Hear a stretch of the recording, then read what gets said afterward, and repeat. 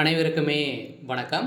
சற்று முன் கிடைத்திருக்கக்கூடிய ஒரு மிக மிக முக்கியமான செய்தி ஒன்று வெளியாகியுள்ளது. சற்று முன் கரூரில் செந்தில் பாலாஜி விரட்டி அடிப்பு, நேரடி காட்சி, இது மாதிரி பார்த்தீங்கன்னா செய்திகள் வெளியாயிருக்கு.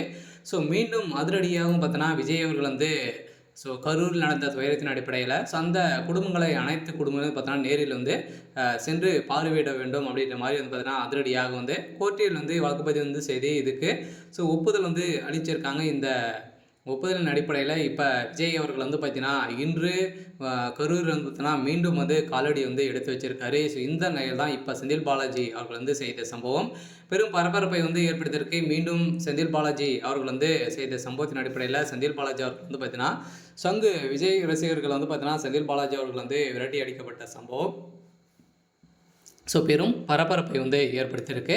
இதை பற்றி இந்த வீடியோவில் நம்ம முழுமையாக பார்க்கலாம்.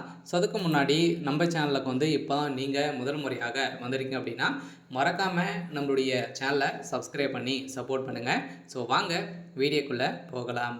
அனைவருக்குமே தெரியும் இல்லையா, கரூரில் பார்த்தீங்கன்னா ஒரு மிகப்பெரிய துயரம், வரலாற்றிலே முதல் முறையாக இது மாதிரி நடப்பது இல்லையா. மக்களுடைய உயிர்கள் பந்தாடிய செந்தில் பாலாஜி அவர்கள் பார்த்தீங்கன்னா இப்போ கரூரில் அந்த கூட்ட நெரிசல் காரணமாக தான் உயிரிழந்திருக்காங்க அப்படின்ற மாதிரி ஒரு கண் துடைப்புக்காக சொல்லியிருக்காங்களே தவிர இது ஒரு மிகப்பெரிய கூட்டு சதி பண்ணி தான் பார்த்தீங்கன்னா இது மக்கள் உயிர்களை இது மாதிரி செஞ்சுருக்காங்க அப்படின்றத பார்த்தீங்கன்னா நிறைய பேர் பார்த்தீங்கன்னா நிறைய விதமான இன்டர்வியூகளும் கொடுத்துருக்காங்க. நிறைய கட்சி தலைவர்களும் திமுக மீது நிறைய விமர்சனங்கள் செய்திருக்காங்க. இந்த விமர்சனங்கள் அனைத்துமே பார்த்தீங்கன்னா நிஜமாயிருக்கு. சில அங்கு சிக்கு ஆதாரத்தின் அடிப்படையில் செந்தில் பாலாஜி அவர்கள் செய்த கூலிப்படையை இறக்கி இது மாதிரி செஞ்சுருக்காரு அப்படின்றத பார்த்தீங்கன்னா அதில் திமுக சேர்ந்த நிர்வாகி கைதாக இருக்கக்கூடிய நிலையில் அவர் கொடுத்த வாக்குமூலத்தின் அடிப்படையில் இப்போ செந்தில் பாலாஜி அவர்கள் மீண்டும் கரூரில் விஜய் அவர்கள் காலடி வைத்திருக்காரு.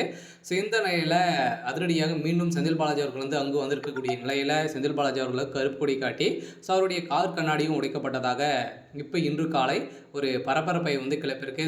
செந்தில் பாலாஜி அவர்கள் பார்த்தீங்கன்னா ஏற்கனவே ஒரு மிகப்பெரிய ஒரு ஊழல்வாதி அப்படின்றத தெரியும். இது வரைக்குமே 5-6 கட்சிகளுக்கு மேலே கைமாறி சென்றிருக்காரு. மீண்டும் பார்த்தீங்கன்னா அவர் இந்த சட்டமன்ற தேர்தலுக்குள்ளே எத்தனை கட்சி கைமாறாரோ அப்படின்ற மாதிரி நிறைய விமர்சனங்கள்லாம் அவர் மீது எழுந்திருக்கு.